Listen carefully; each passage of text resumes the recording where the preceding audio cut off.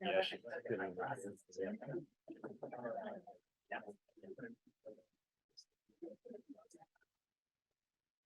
I've got a. Okay, I'm gonna put it in. Yeah, I know.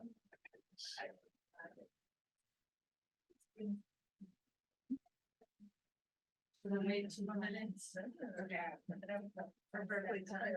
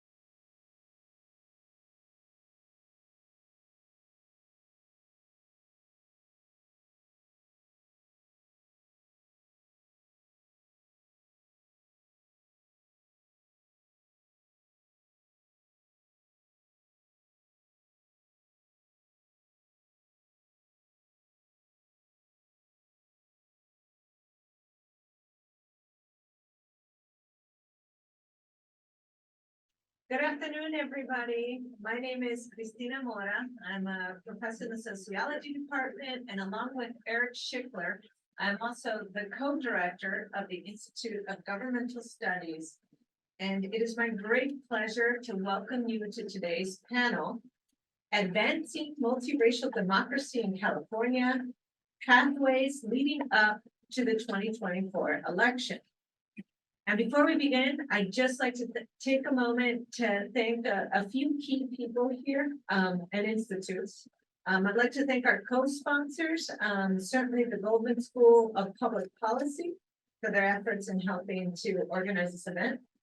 I want to also thank the Evelyn and Walter Haas Jr. Fund, and especially Raul Macias, Program Director of the Fund's initiative, Democracy Initiatives, who is leading the development and launch of strategies for achieving the fund's goal of building a fair and more representative democracy in California. And thank you, Raul, for playing a significant role in organizing today's event. I also want to thank our IGS staff for helping to organize this event. All of you who are here know who you are, and in particular, I want to thank Paul King, who is our IGS library supervisor, for creating, and before you leave, you all should check it out, the exhibit on inclusive democracy that we have up, which is a selection of both historical and modern materials from the IGS library's collection concerning multiracial democracy and proportional representation in the US from the early 1900s to today. So I'd really encourage you to come see the exhibit once the event is over, not during. Okay, so I would like to welcome you today. And as we think about the sort of panel discussion that we'll have today, as a researcher and scholar of California politics, you know, I tend to think that if there are two things that we know that are true of the great state of California, is that one, it is one of the most diverse places in America. You know, in the year 2000, California was one of the nation's first majority state, and critics have pointed, and public commentators have pointed to the rise of interracial marriages, the development of multiracial neighborhoods, institutions, and schools, all looking towards California as folks across the U.S. saw it as a harbinger for the rest of the nation. The increase in immigration and migration and the increase in economic opportunities and the great diversity that this brought along created many pathways and questions for the rest of the United States. But if that is true, the second is also true.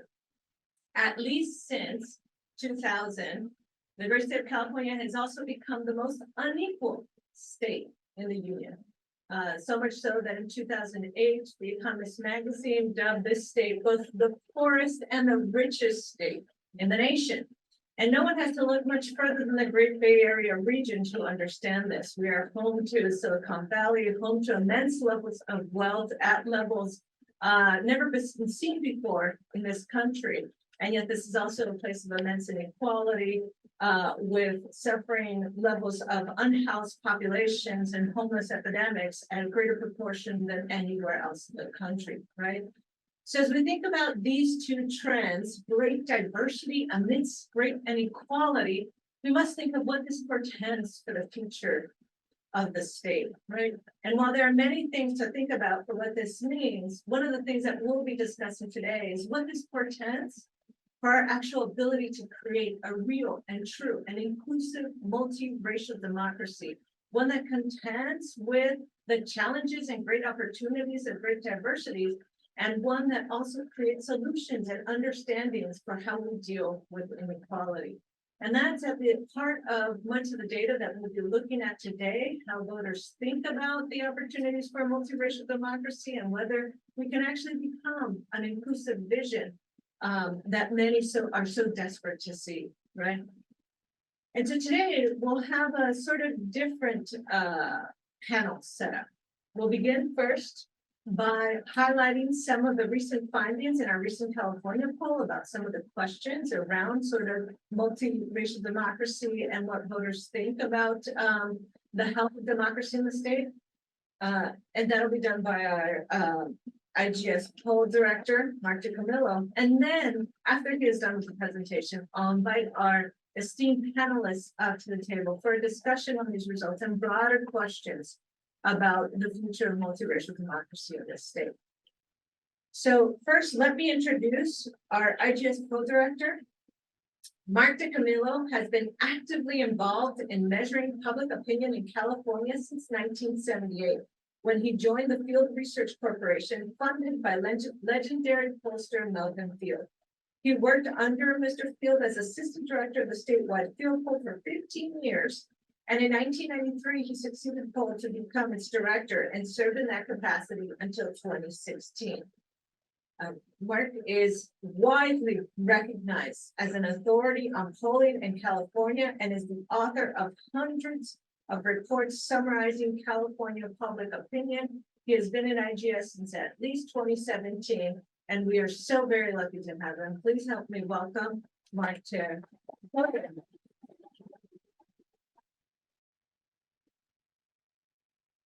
Thanks very much, Christina, and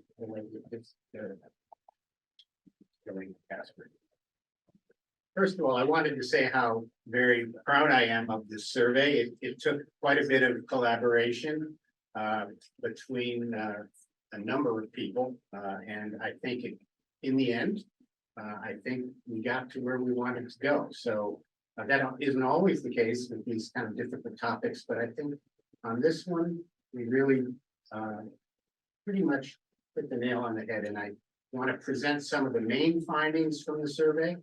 But as I said, this is really just a small smattering of what the findings are showing. We issued 5 separate press releases from this poll, and each press release is, I don't know, 8 to 10 pages. There's quite a bit more detail in the press releases. And in addition, on our website, we even show the detailed tabulations to each of the poll reports. So there's quite a bit there if you're interested in the topic and you want to dig into it a little bit further. Okay, so first, let me just talk about how we do the polls. This is pretty standard. We did the poll statewide among registered voters in California. It was conducted in late July, the 20th through the 25th by the IGS, and it was done on behalf of the Evelyn and Walter Haas Junior Fund. We thank them for their funding and support. The surveys themselves are self-administered. They're completed online in both English and Spanish.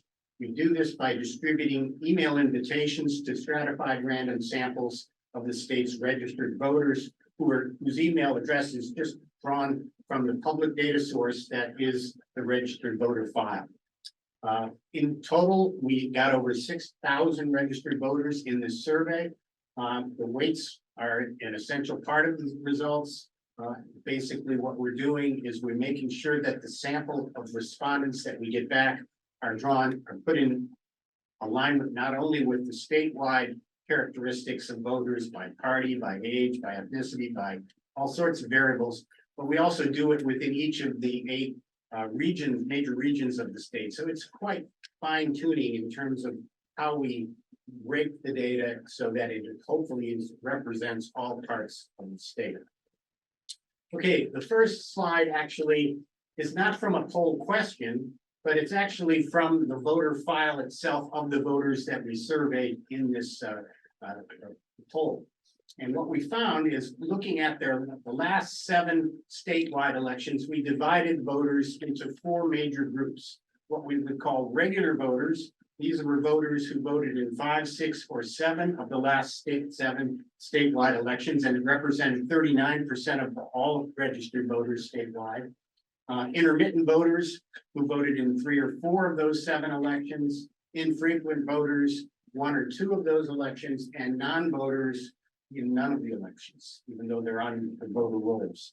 And what you can clearly see here is the problem of representation in terms of the electorate. You can see that among the regular voters, those who show up nearly in every election, 71% are over the age of 50. 71% are also white non-Hispanic. 68% are homeowners. So clearly, this is not representing the diversity that is California. And you can see the vast differences among those who vote infrequently or who are non-voters, much younger, much more likely to include voters of color, much more likely to include renters, and more economically downscale voters. So I just wanted to present this first because it pretty much shows the problem. And I've been polling Californians for many years, and this has always been the case, but it is the challenge that we face because the diversity has been greater today.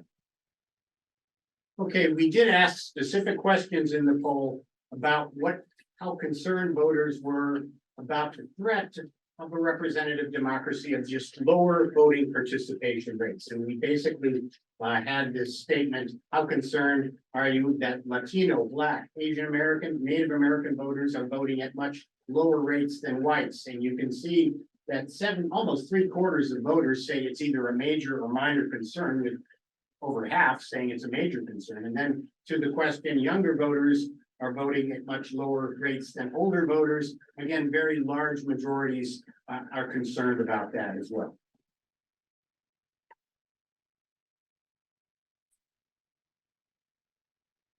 An important question in the study was asking, should the state, would you support or oppose the idea of the state funding, providing more funding to help close the gaps in voter participation? And you can see that there's pretty broad-based support among all ethnic populations, among men and women. The outliers are clearly Republicans. It may be a self-interest kind of thing where Republicans think they might not benefit from that. But even so, when you look at all the other voting subgroups on this particular question, majorities are supportive of greater state funding to improve voter participation.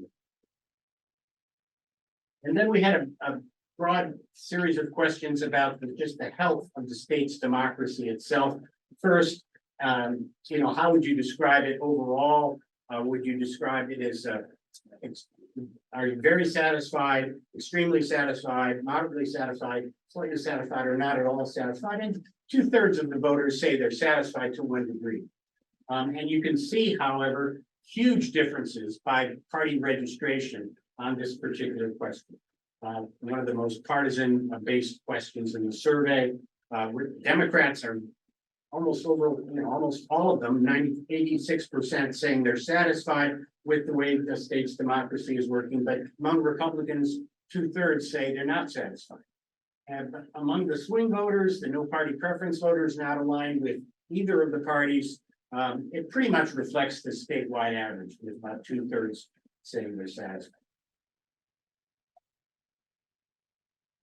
Okay, and then if you look at the confidence that voters have in the integrity of the state's election system, they're pretty big difference. First of all, voters overall are quite confident. 68% are extremely, very, or moderately confident in the integrity of the election system. Just 25% are not confident. And most of that 25%, again, are Republicans. 68% of Republicans are not confident. Democrats overwhelmingly are confident, and no party preference voters, again, pretty much mirror the statewide totals. But what's interesting to me also is that those people who vote regularly or intermittently, so these are the main participants in most of the past 7 elections, they have greater confidence actually in the integrity of the system. They're using it on a regular basis. So I think that's a somewhat optimistic finding as well. Okay, then we asked a direct question about their level of concern, how much concern they had about state elected officials not reflecting the diversity of California. 75% of voters are expressing concern. Most of those are expressing major concern. Here you have a greater agreement, even among Republicans. A majority are saying some level of concern, but overwhelming majorities across other major subgroups are saying that they have concerns about this. We did pose a number of questions about potential reforms to the elections process. Here are the results to 3 questions. In the middle, first about public financing of state elections. If candidates abide by contribution limits, it's favored by about a 5-3 margin. However, opinions on this particular question is not shown in the graph, but are highly partisan. Democrats very much supportive, Republicans are opposed. On the left, you can see that another proposal is to require the top 2 candidates in local elections to compete in the general elections. In many local elections, unlike state election offices, if you get 50% or more of the vote in the primary, and the primary can be a very low turnout of the overall electorate, you win the election. That can be changed with a reform, I suppose, from the state level, and that is supported. And in fact, that receives support across party lines.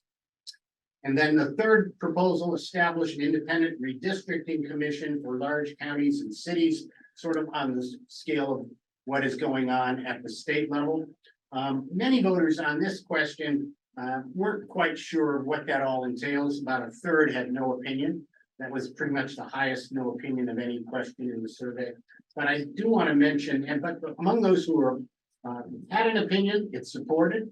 And also there was another question in the survey that just asked about partisan gerrymandering, and 71% of voters felt that was a major problem facing the state. So that's underlying voters' attitudes about independent redistricting commissions. Another set of questions asked voters about the sources of information that they use regularly to get information about election issues. And this is kind of an interesting distribution. People could choose as many of these categories as they wanted. They were presented to them again in self-administered form. The categories that received the most mentions in terms of as an information source was local television and radio news. Next most was reference materials, and I would have to mention that reference materials do include the voting pamphlet and the materials that are sent to you prior to the election, and online searches that are proactively done by the respondent. Newspapers, magazines, 44%, a little less than half. Cable and national TV news, 38%. Family, friends, neighbors, 37%. State and local government websites, 35%. Trusted community-based organizations, 31%. Campaign mailers, social media, ethnic media responded a little less. Now there are some differences across different segments of the voting population on this question, as you might expect. But really, what's interesting too is that the general hierarchy of responses is pretty consistent across most of the segments, but let me point out the areas where there were the biggest differences. For example, there are age differences in the proportions of people who say reference materials and online searches and newspapers, magazines, online or in print. Older voters tend to choose those more than younger voters. Younger voters more likely to be choosing things like social media platforms. Even ethnic voters are more likely to be choosing social media platforms than older voters. What other ones were out there that I saw? Trusted community-based organizations. I know a number of the people involved in the survey were interested in this. Older people, women, college grads, and whites, and actually ended up reporting using this as a source than others. So that's where the initial mentions are coming from. But again, as I say, the hierarchy is pretty similar. And so the main typology here pretty much holds for a lot of the voting population. It's not as if there are totally different sources for different populations. One thing that is very striking about the survey is that there's relatively low level of trust in political and election related news from the mainstream media, that was one question, or from social media platforms, which was a separate question. There's no real strong single mainstream media source that people rely on. It's so segmented now and scattered that people just trust certain sources and may trust other sources. But overall, you can see that there's mixed opinions about mainstream media, with 33% saying they have a fair amount of trust, 7% having a great deal of trust, but 35% not much, not very much, and then 23% not at all. But the trust in social media platforms is even lower. And again, this only relates to political and election related news on those social media platforms. 38% no trust at all, 41% not very much. So a very low level of trust there.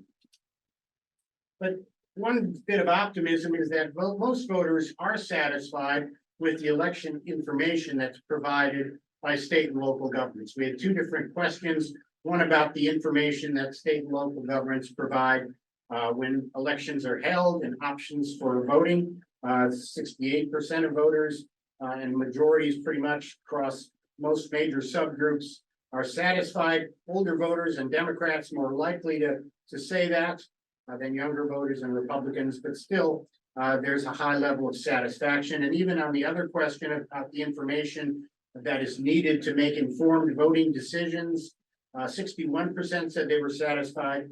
Again, differences by age, and especially younger voters here having a bit more difficult time making up decisions. In fact, that was one of the main reasons for not voting, is that younger voters and even ethnic voters aren't as up to speed on the issues at stake and the familiarity with candidates and the issues that are on the election.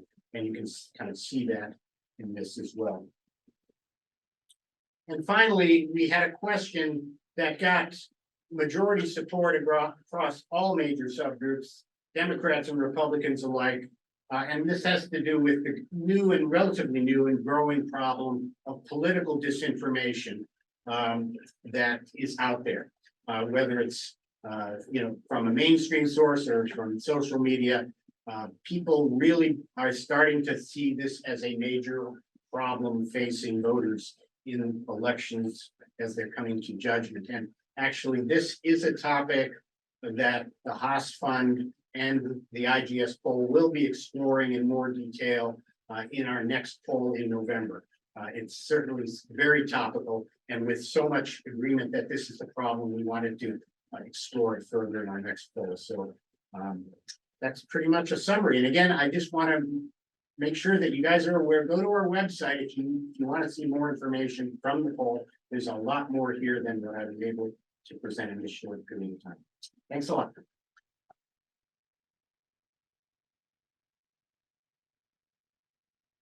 Great, thank you so much, Mark.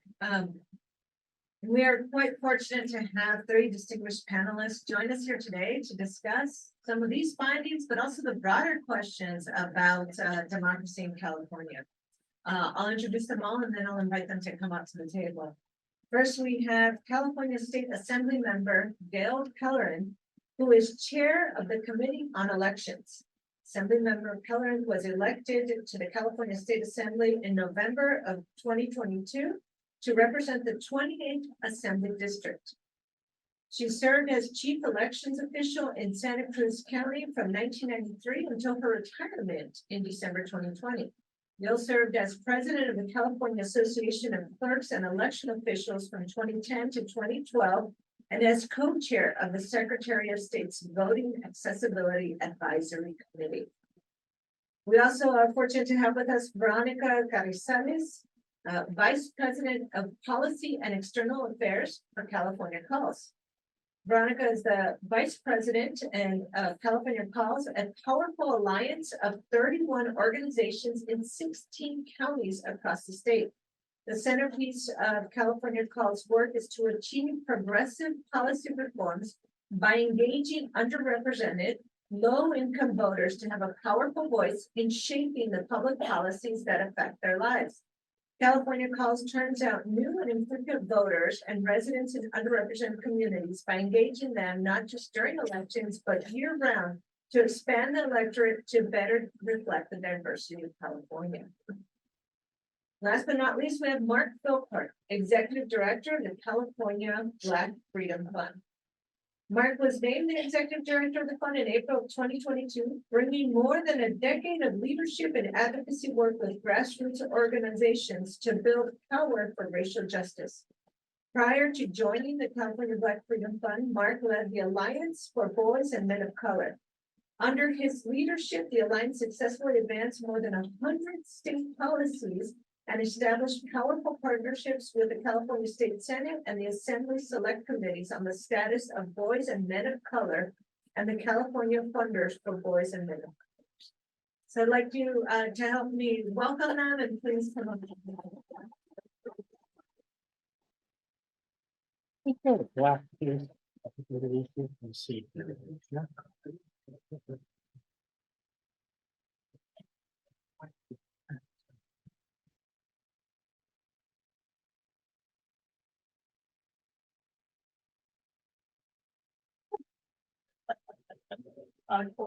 there.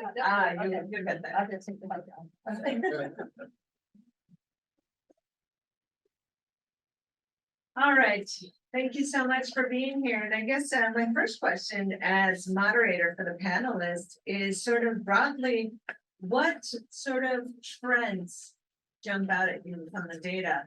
Mark presented, I know there's a lot, and Mark presented a comprehensive set, and we've got much more data on our website. But from your perspective, much more on the ground than we are, in the academy. From your perspective, what are some of the important trends that you saw? And we'll start with Assemblymember Caren. Great. This is on. Yeah. Is it on? Yeah, that's great. Well, thank you all for having me here today. It's my pleasure to be here with this esteemed panel, and of course, my dog Darwin is taking a walk now, or is that taking he only has so much attention.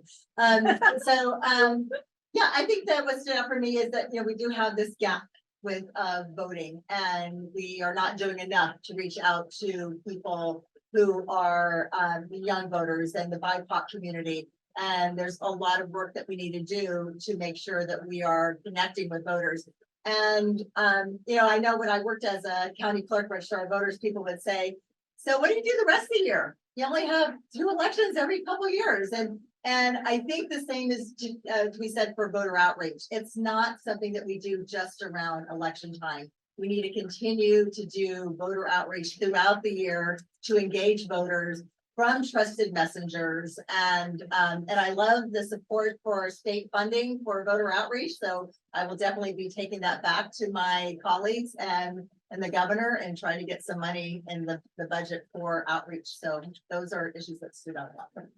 Assemblymember, how does engaging voters throughout the years, throughout the time, especially when there's not an election, sort of clear at the forefront of whether or not, what does that look like? Like, I think it's a lot around the trusted messengers, working with community-based organizations to do outreach to our young voters, our voters of color, our infrequent voters, and giving them the tools, giving them information about how you go about registering to vote, what it means to be registered with a political party, what it means to be no party preference, and the fact that you know, that you get voting materials in the form of a state voter guide and a county voter guide, and what's the difference between those two voter guides, and the importance of making sure that all the information that we do put out is in the various languages that we need to meet voters in their language that's preferred. So,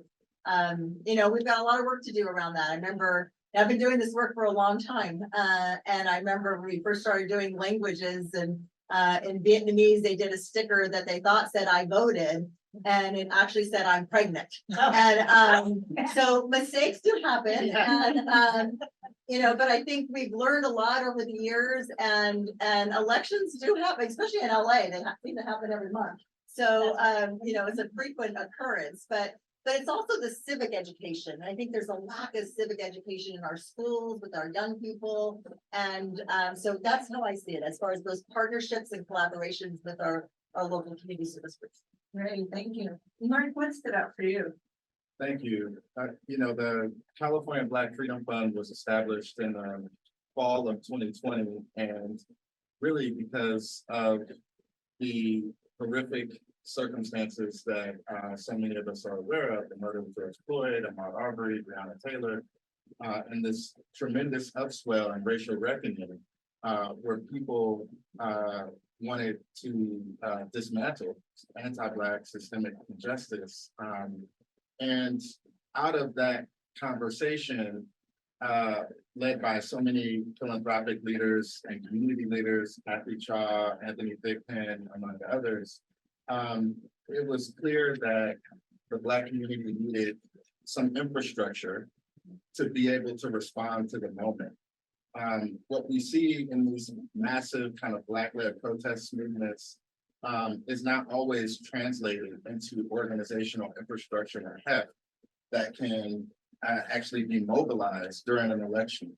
And so the Freedom Fund was established to be able to give networks and organizations and leaders the infrastructure, the resources, and the tools that they need in order to be able to do the important work and ensure that everyday Black people, my mom, sister, my auntie, are able to engage in the process. And so, you know, these statistics and what we've seen from the poll kind of reiterate the need for deeper investment, more sustained investment beyond flash funding, so that organizations in particular can do the important work of reaching their communities. One of the things that stood out to me that I think is really important to hold is that these numbers aren't destiny. They can change. So when we talk about, you know, the trusted organizations, or where do people get trusted information? If we were investing in our community organizations, we would see an uptick in the number of people who positively respond, saying that that's where they get their information about how to vote and what is happening in an election. The other thing that struck me was who's not there.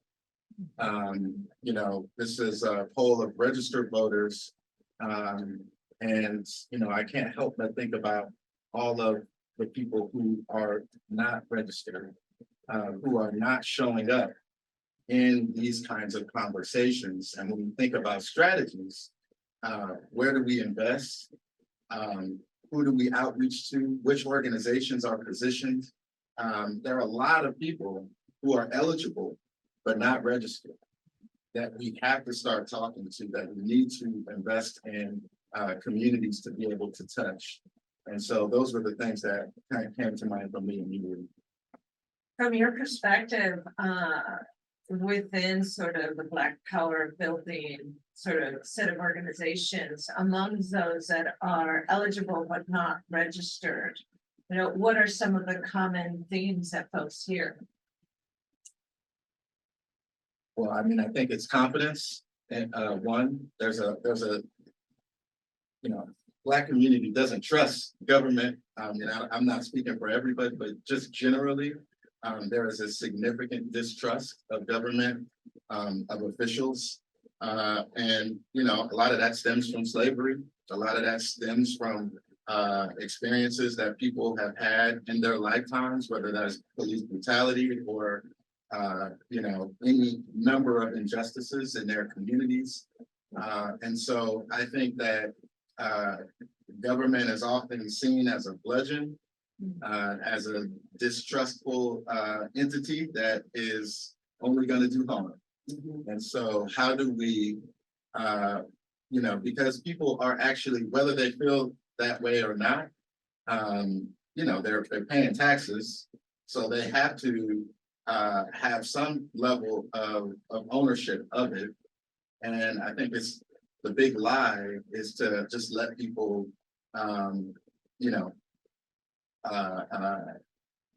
go their own way and not take ownership of the thing that actually should be responsive to them.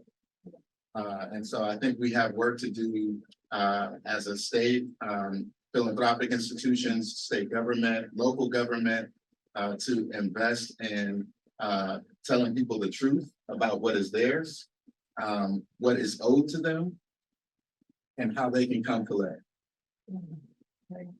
Yeah, one thing about, that always strikes me about our polls and our statistics, we can show you so clearly the correlations, right? We can show you the what two things go hand in hand, but we never have really the answer to why, right?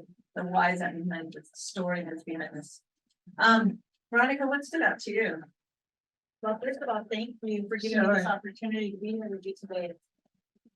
When I look at the poll results, it's very similar to what we see in terms of voter turnout, right? So that the population in California is older, so wider. I'm sorry, the electorate in California. Not the population. The electorate in California is older, is wider and richer, and they're homeowners, right? So that's the electorate that's turning out to vote.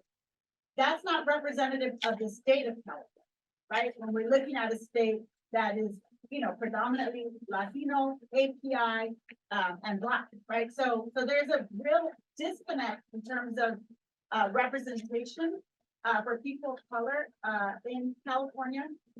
And this is a big concern because so many consequential policy issues are not being decided in the state legislature. They're actually being decided at the ballot. So decisions around funding for education, decisions around funding for affordable housing, enfranchising people that are incarcerated or formerly incarcerated, all those decisions are being decided at the ballot. And the people most impacted by those issues, communities of color, low-income folks, they're not weighing in, they're not turning out to vote. And so that for me is a big concern. I think the other thing that stood out is that 2/3 of voters want government to do something about it. So Assemblymember Caren, let's work together, let's do something about it, right? Voters are saying clearly, we want to do something about it. So I think that's good news for us, and that's something we want to use to kind of highlight that.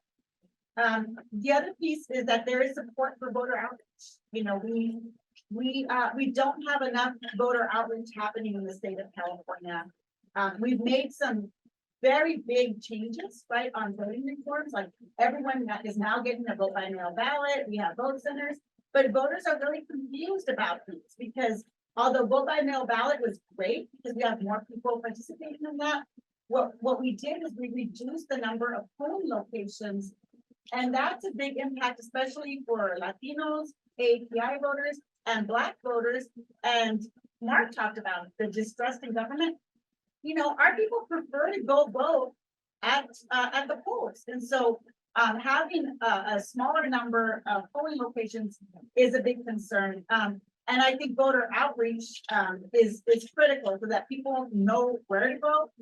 They know where their polling location is at. They know how to vote. You can vote by mail, you can vote in person, and that they know about the issues. The other piece that stood out is the issue around disinformation being a big concern, and that news is not considered a trusted messenger. And this is partly because of the right-wing attacks, right, on our news media. And the attacks, and these are like well-funded attacks, not only by right-wing parties, but also by corporations that try to diminish support for our democracy, right? So I think this is a very critical issue for us. And if we don't do something about it, then what we're going to see is that our democracy is at stake, right? So we need to all be sounding the alarm, right? And talking about how democracy is critical for our communities and that we need to do something about it to ensure that our communities are turning out to vote. Go ahead. Mark, were you gonna say something? No, Or either of you? Well, I was just looking into the diversity of the legislature. And it turns out, I mean, I worked there back in the late 80s and we didn't have a lot of diversity. There were very few women, for example. We're now up to 50 women out of 120 in the state legislature, close to parity. There's 14 in the state legislature who are API, 35 Latino, 12 Black, 17 Jewish. We've got 12 people in the LGBTQ caucus. And then we have one who's Native American, and we have a Native American caucus now. And we have a renters caucus now that has, I think, 4 or 5 members of it.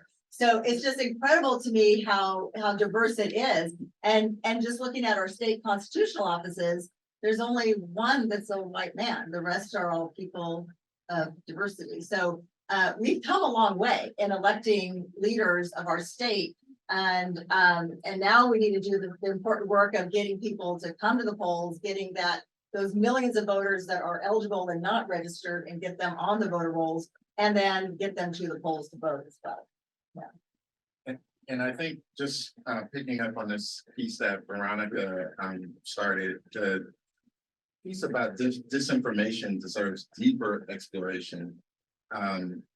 Essentially, there's a devolution of democracy taking place, and I don't think disinformation alone really gets at how severe this issue is, how deep the problem is.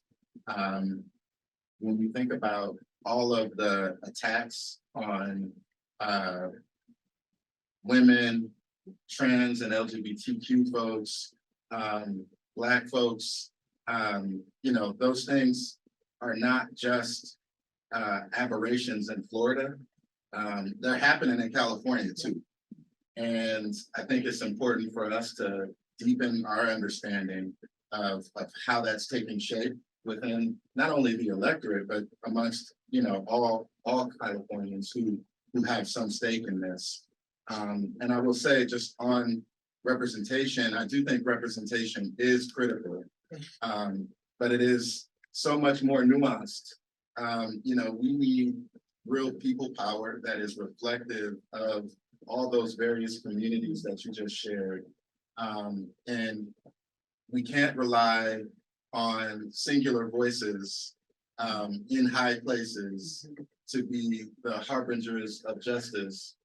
We have to really empower, and I spoke about it earlier, my mom, my aunt, they need to have as much skin in the game and accountability and relationship with some of these stakeholders and lawmakers and be able to navigate these halls of power in order for us to really see democracy manifest in the way that we're talking about here. Right, strikes me as such a huge task. And given that it's such a huge task, from your perspective, where do you, and I can, there's many steps we have to do everything, But what are the most promising immediate avenues that you all see for change on tackling this big issue? Especially as sort of the gap of who's coming out to vote, and voter turnout, what do you know? Well, I can start, I mean, Mark talked a little bit about the number of voters that are eligible and not turning out to vote, so that's one issue. So there's 4.7 million voters that are eligible, but they're unregistered voters. The majority Black, majority Latino, majority API, right? So one thing we could do is really make true automatic voter registration for these voters. There was a bill that was moving forward this year, SB 299, and the intention was to just opt in all voters so they're 100% registered to vote. And I think that's one solution that we could be looking at. The other solution is providing state funding to do voter outreach and education. And the Assemblywoman talked a little bit about this, and Mark has talked about this. And this is the idea of funding community-based organizations so that they're able to send trusted messages. What I mean by that is people that live in the communities and are able and work in the communities and are able to do outreach to voters in their communities. And the reason this is critical is because they live in the community, so they know the clip, right?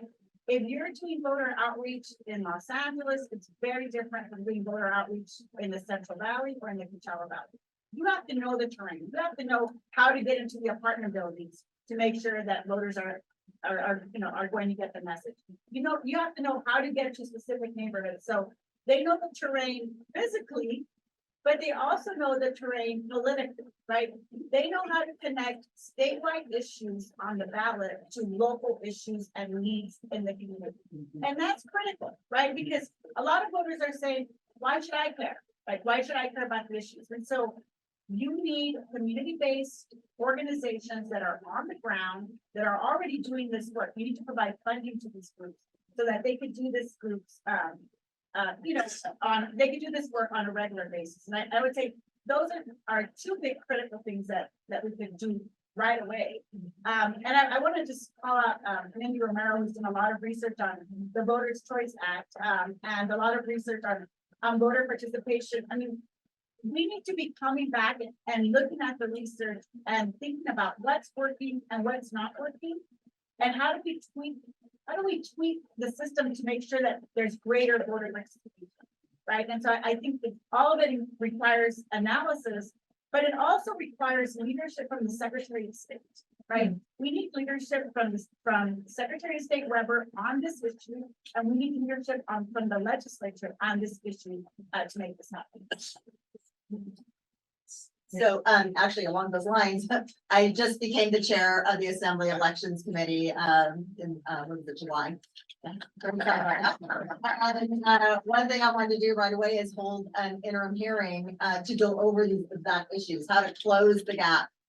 What's happening with our voter file, how to make sure it's as accurate as can be. And the Lamone bill is something we want to be looking at, and how to improve voter. I also had a bill on ERIC, which is an electronic registration information center system that states can share information back and forth, and the data is all hashed, so it's very secure. And of course, a lot of states are pulling out of ERIC because a former president doesn't like it. And there's been some states like Texas that's pulling out, and others. So we have a lot of work to do, I think, to improve that voter file and to do the outreach to the people that are not on the voter records. But once we get them registered, that's not good enough. We need to get them to vote. And I want to do a shout out to Mindy too, because your research has been incredibly helpful. This research that you've done here at Berkeley is incredible, and data drives decisions. And so that's why we need to have more of this to really understand where the needs are. I just want to piggyback on the investment piece, because I feel like that is so critical. You know, we saw during the racial reckoning, during the pandemic, that government was scrambling to try and find community-based organizations to reach everyday people. For vaccination information, for information about, racial tensions and issues that people are experiencing in their communities.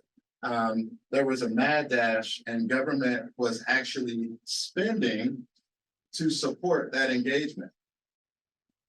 A few years later, the spigot is turned off and they expect that infrastructure to be maintained without support.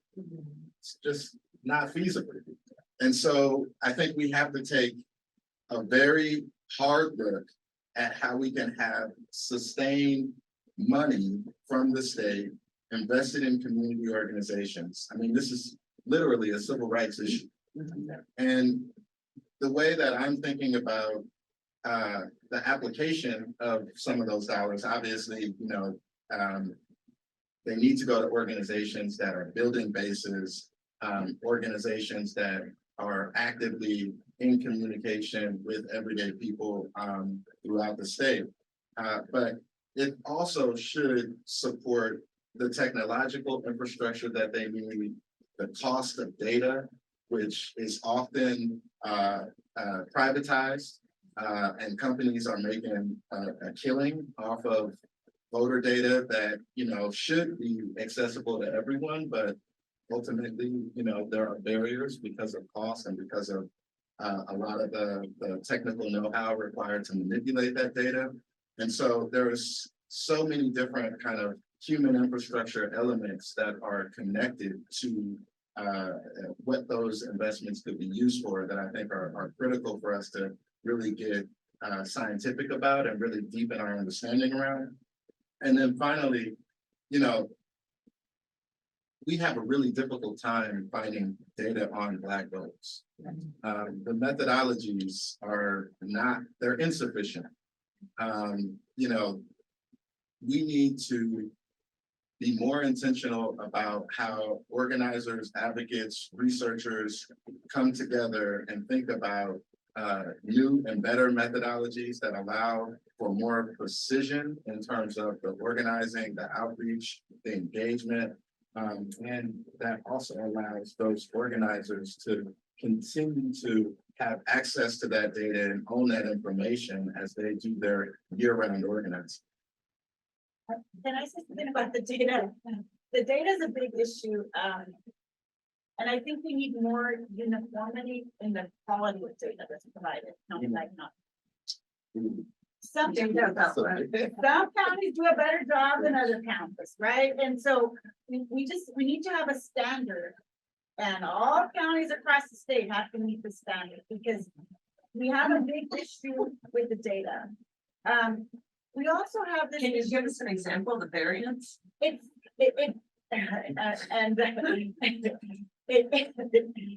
don't know, right? We have.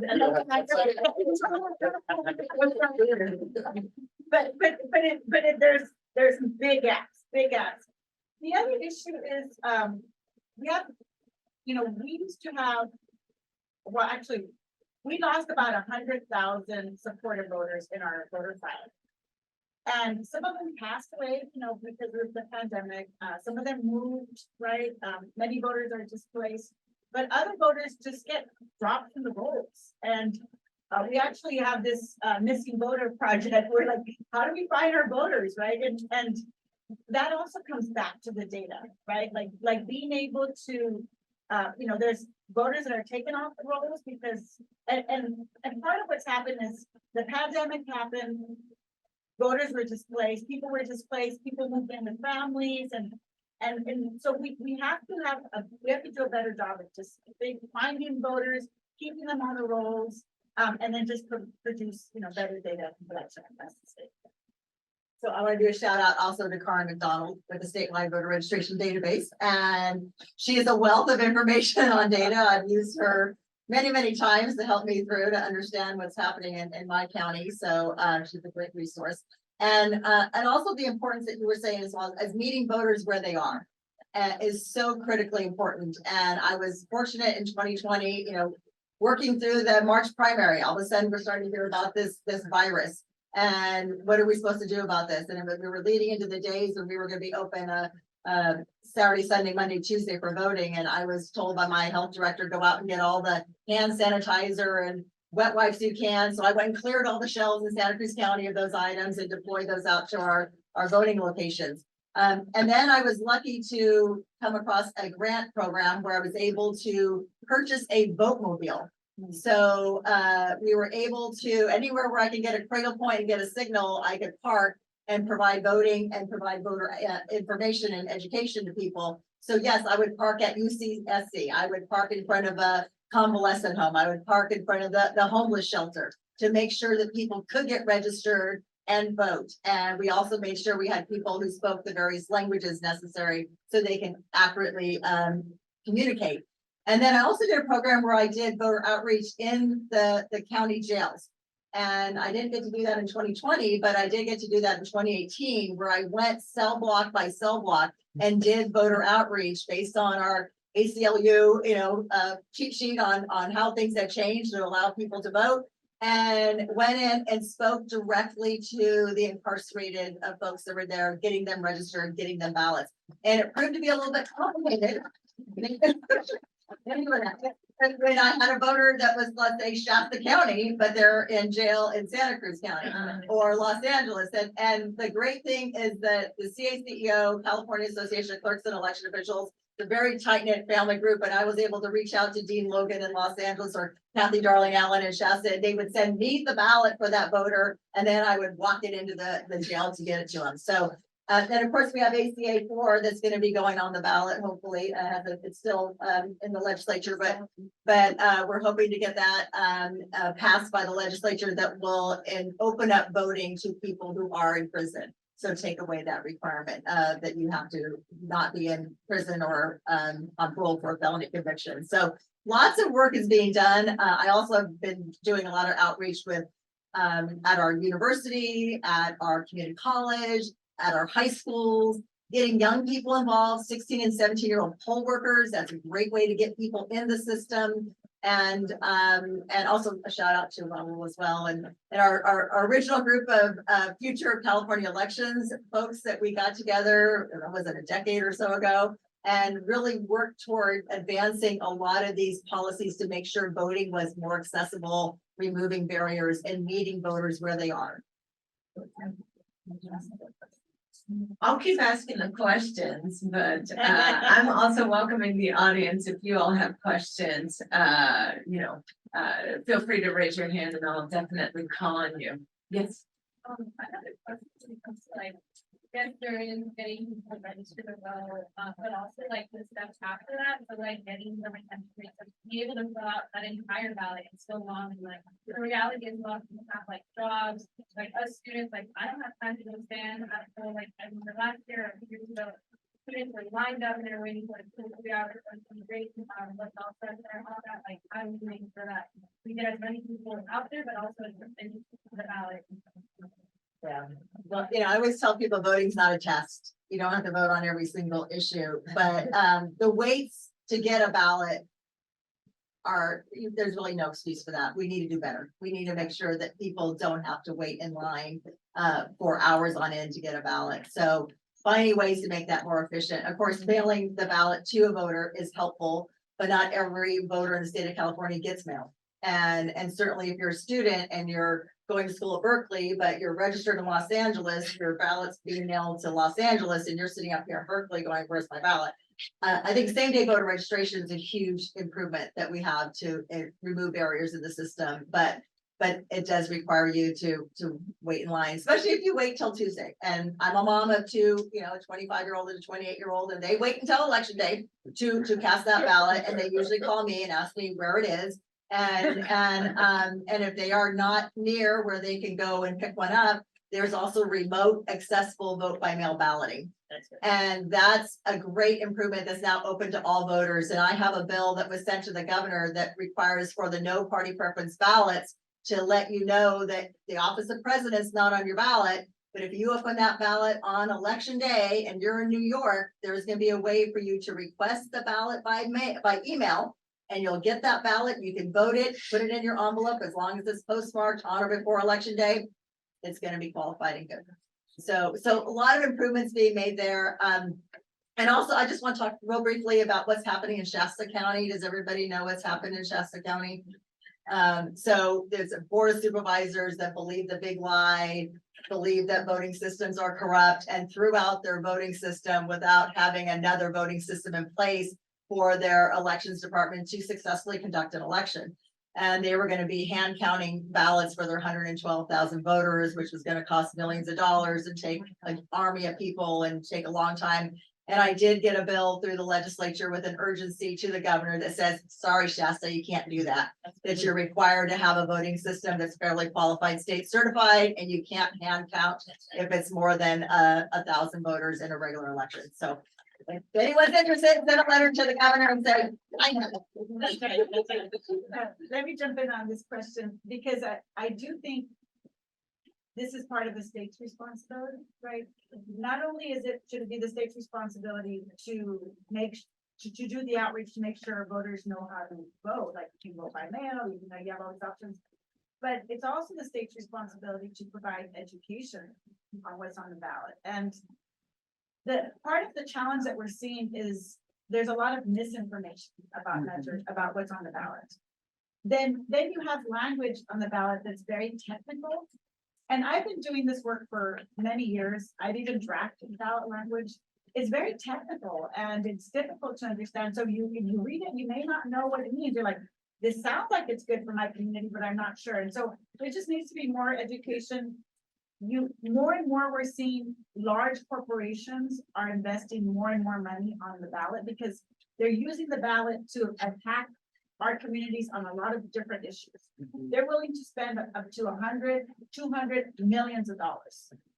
And so we're seeing widespread misinformation, and what's at stake really is our democracy, really is our ability to fund affordable housing, really is our ability to fund education, like all of these critical issues. And there's so much misinformation because these large corporations are spending, they're doing geo-targeting so that if you're on social media, you're gonna get a little ad about this issue. And so there's just so much misinformation. The good thing is that there are community-based organizations across the state that are producing voter guides. I would say, look up your local voter guide, look at which organizations in your area are producing voter guides. How are they talking about the issues, so that you can get informed about how to vote. One of the things that we did this year is we passed AB 421, which was actually around referendum reform. This is critical because you have more and more corporations that you have the legislature will pass a law, and then you have big corporations that come in and they do a referendum reform to overturn the law. And Melissa can tell you about the oil drilling referendum, which has been qualified for the 24 ballot, and that would be to allow big oil companies to do oil drilling near homes, near schools. The legislature actually passed a law to prevent this, and then the big oil company Chevron, they put a referendum on the ballot so that they could overturn this, right? And so I think AB 421, one of the things that it would do is it would require listing in the ballot booklet who are the funders of the referendum. And that's critical because this is critical for transparency, because if you're seeing an ad that says vote on this issue, and then you look at it, you're like, oh, wait a minute, this is Chevron, this is, it's gonna make you think twice about whether or not you vote on a particular issue. So we do need more transparency on who's funding some of the different ballot measures, and we just need to do more education so that voters understand what they're voting on. Because, like I said, so many consequential policy issues are not getting decided in the legislature; they're going to the ballot, and these are issues that impact our communities, and we need to make sure that our communities understand what's on the ballot and what's at stake. Can I ask you a quick follow-up question about that? I'm so sorry. But what are your thoughts on, like, for example, having supported by Democratic Party or supported by Republican Party on these like propositions? Like, do you think that actually will benefit a voter because it's kind of like, I guess, inclining them to kind of support their party, or do you think because it's being said like, okay, well, this proposition is supported by Republican, I'm a Republican, so I'm gonna vote yes on this. I don't know what your thoughts are. I think it is important to have a listing of who supports particular measures, because you do have, there are trusted organizations, right, like the ACLU, the League of Women Voters, right, so you want to have these trusted organizations listed. I think that is important. The other thing I want to point out is that, sometimes big corporations will buy the votes, will buy the support of specific organizations. So I worked on Proposition 15, which would have closed corporate tax loopholes in California. And our opponents actually were able to get the NAACP, the president of the NAACP, to oppose that measure. Past president. Past president. Past president. Got her on We got her out, but this is the concern, like, this is why, so you can't always rely on just supporters and opponents, because sometimes they're able to manipulate organizations or individuals, and take them to take a position that's against the interest of the communities that they're representing, right? And so that's why it's also important that we're tracking the money. Who's actually giving the money? Follow the money.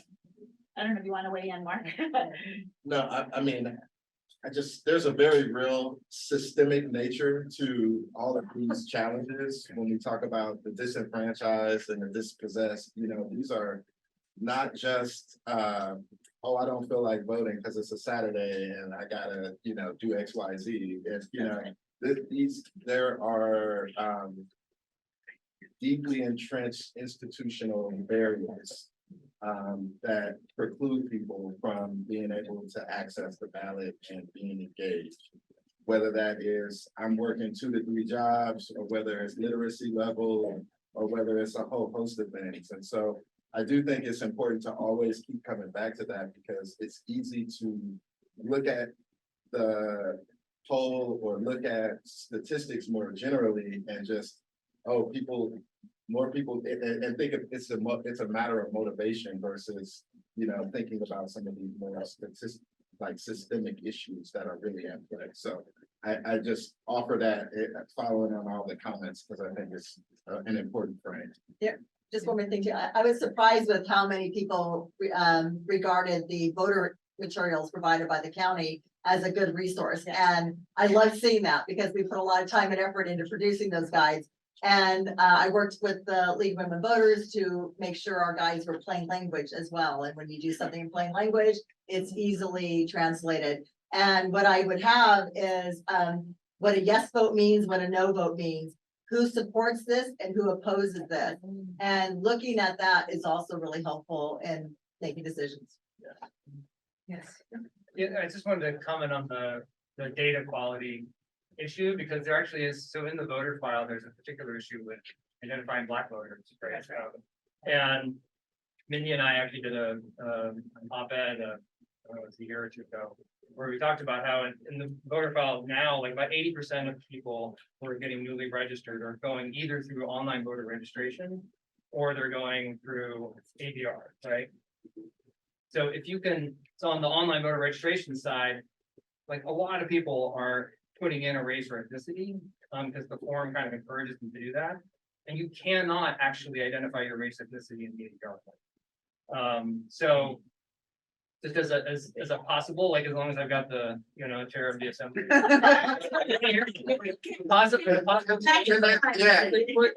It's just as simple as putting in those questions at the end of the registration questions. I'd love for you to come to the interim hearing and collect that policy idea, and we could definitely work on that. No. And that would really benefit the racial voting analysis Right. that we're doing for. You would get the numbers would start taking, the number of people who are churning through AVR right now, Oh, yeah. the numbers would take up very quickly. Oh, And and it's very transparent. it would make it possible to easily oversample Blacks in a survey and start representing the big characterization of Blacks the way you would like to see it, because it's very hard, as Eric knows, and as everyone said, to identify Blacks properly. I mean, we'll get it in the survey, but we can't, even when we try to oversample Blacks off of the registered voter file, it's not correct. Yeah. We used to do it by surname, right? Back in the day. There's some ways. That was better pretty work, bad. But yeah. Yeah. So question, Well, I would say for Black voters and Native American voters, like that's a big. You can have the whole set of questions. Yeah. so we're gonna send you the op-ed.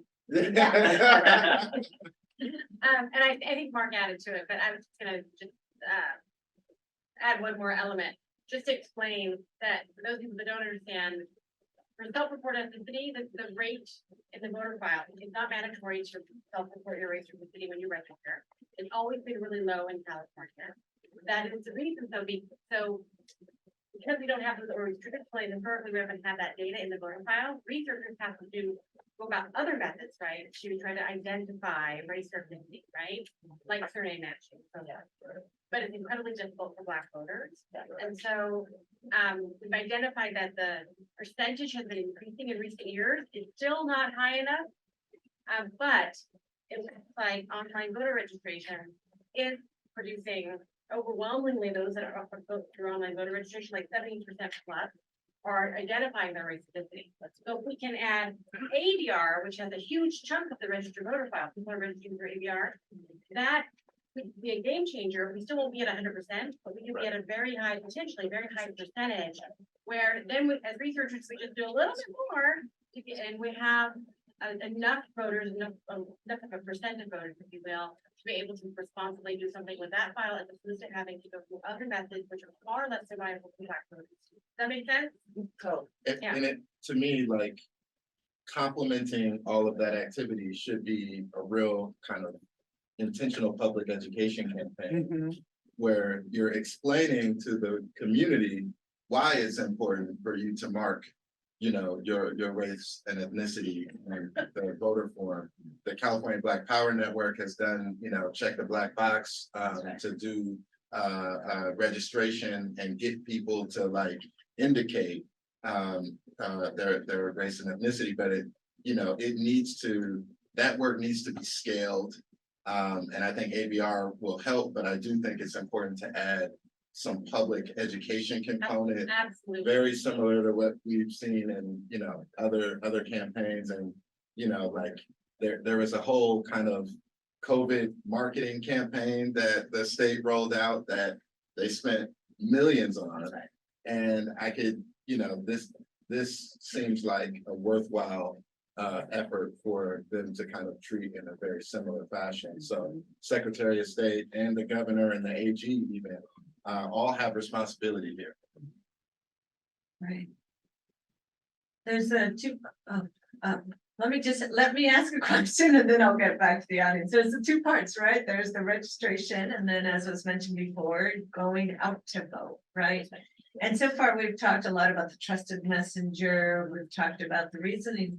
Are there any and the vote mobile, right? Getting them, but this assumes that if we put it out there, they will come.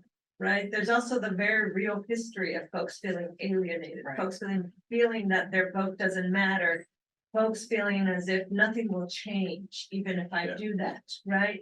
What are ways in which folks on the ground are trying to combat? Like, is there a good message? Is it just the messenger? Are there new tools and technologies that we're able to deploy in new ways to get around this? I really think Veronica hit the nail on the head earlier when she was talking about the importance of translating what is happening in the broader ecosystem at the state level to someone's community, so that you're connecting dots and helping people see this is how you can drive change.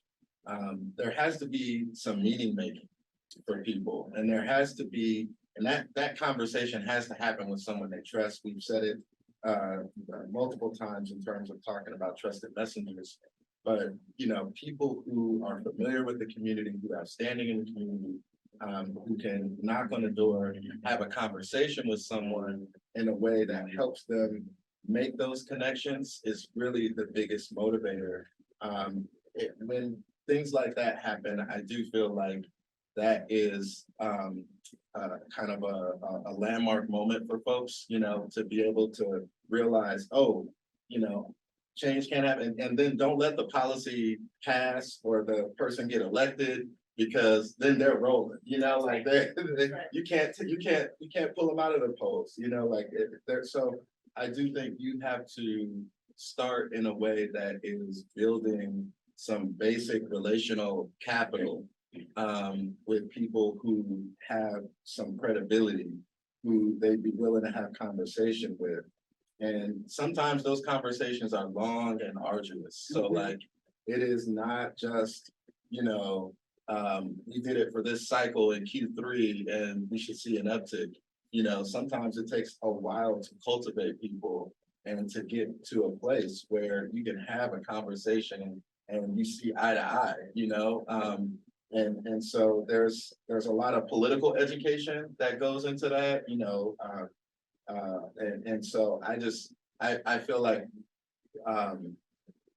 this is a long-term project that we're talking about to really invest in the kind of relational organizing that is needed for broad-based coalitions that extend beyond any one campaign or any one election cycle or candidate. Question right there. I'm Richard Thomason, Policy Director for Blue Shield, the California Foundation, proud funder of the Black Freedom Fund. Hey, Mark. Just wanted to second again, maybe third again, the need for investment in trusted messengers and community-based organizations. We saw so much positive impact in the census outreach that trusted messengers did, saved at least one, I think, congressional seat in California.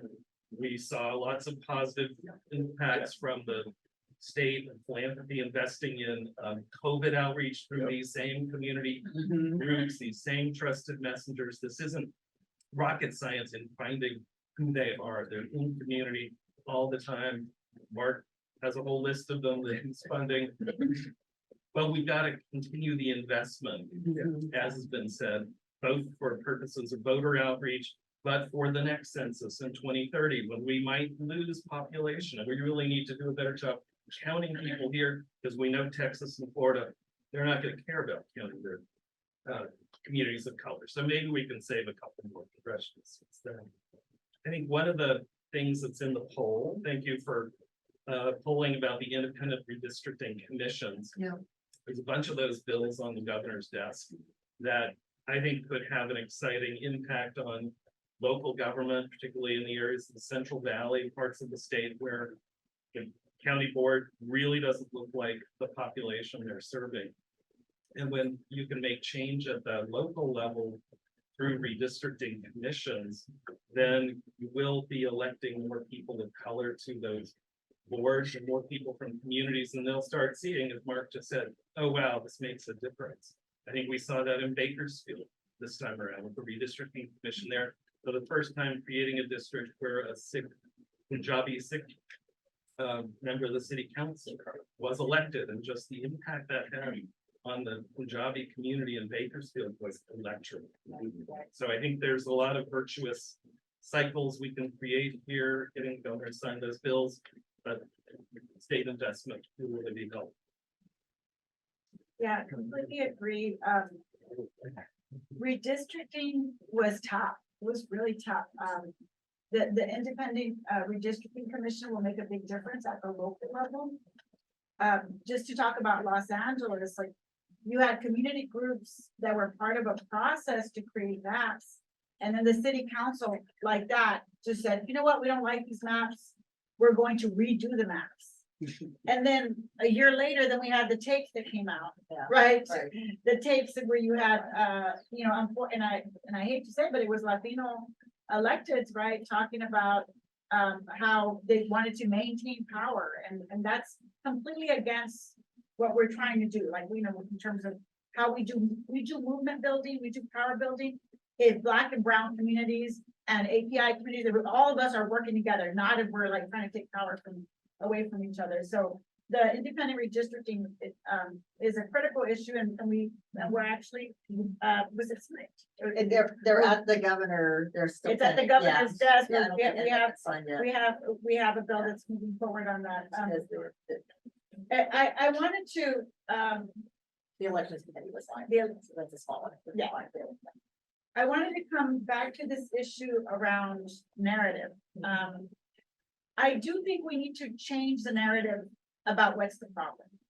And the reason I say that is because I always see in the news, like, well, the problem is Latino voters don't really care about the issues. Black voters, don't care about the issues. AAPI voters, like, it's always our communities getting blamed. Yep. And the narrative is that they just don't care about the issue when that's just simply not true, right? They do care about the issues. They do care about education. They do care about all these issues. But, we have to make sure that they understand the issues and that we're engaging them so that they are able to turn out to vote. So part of it is changing the narrative about what the problem is, right? We have a problem in California. We don't have a representative electorate in California. That's a big problem. We need to all be sounding the alarm. Like, there needs to be more people saying, there's a problem here. Let's do something about it. Just like we did something about the pandemic, we gave all this money so that we could go out there and get out, what do we call it? Get out the vaccine. Right. We got so much money to get out the vaccine, right? Why are we spending that much money on our democracy? Yes. Why aren't we spending millions of dollars to get out the vote to ensure that we have a representative democracy in California? And so we need to change the narrative and we need to sound the alarm and say, we have a crisis here, right? We need to do something about it. And so that we can get those money, because like you said, we have examples. When there is an investment, we have examples of how we can be successful. Let's build on those successful examples and let's make it happen so that we're actually getting out the vote and so that we actually are creating a representative democracy in California. And again, I think it's something we need to do year round, every That's right. year, to keep that investment going. Please join me in thanking our panelists.